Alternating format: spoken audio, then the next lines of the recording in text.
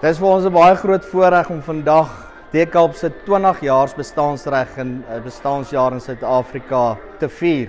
Hierdie feesvieringe sou nie kon plaasvind vir na 20 jaar as dit nie vir ons kliënte was nie. Dis ons kliënte wat ons vir 20 jaar lank suksesvol gemaak het.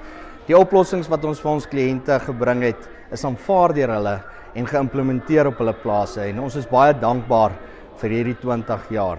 Ons besigheid is geskoei op innovasie en op verhoudings en die verhoudings is vir ons baie belangrik en is vir ons regtig 'n voorreg om te kan sê ons kliënte het ons ingelaat in op hulle plase, by hulle agterdeure ingelaat en ons kon saam met hulle sit en die oplossings bespreek wat hulle dan op die einde van die dag geïmplementeer het op hulle plase.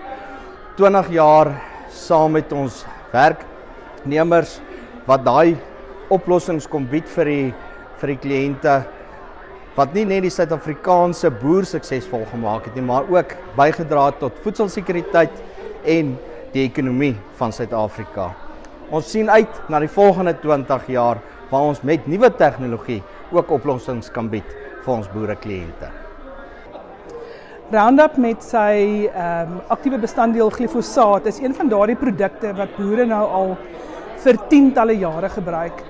En daarmee saam het dit ook bewys hoe nodig hierdie middel is om onkruide onder beheer te bring.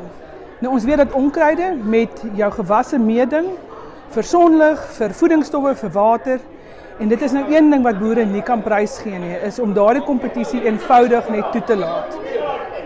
Nou Roundup is natuurlik dan nou ook 'n produk wat homself al bewys het om saam met boere ook volhoubaar te kan boer.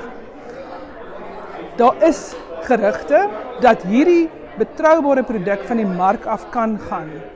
En daar is ook talle boere wat dan sê, ons gaan nie sonder dit wil boer nie, ons gaan nie sonder dit kan boer nie. Nou daarop kan ons as Bayer Crop Science in hierdie stadium sê dat ons nie die produksie daarvan staak nie, maar dat ons wel natuurlik kyk, hoe lyk die markomstandighede, hoe lyk ook daardie regulatoriese omstandighede, sodat indien 'n aanpassing in die toekoms nodig is, dat ons wel bereid is om daardie aanpassing te maak. Vir nou kan ons definitief sê, Roundup in Suid-Afrika is nog hier, hy staan nog sterk en hy is definitief nog beskikbaar aan ons boere.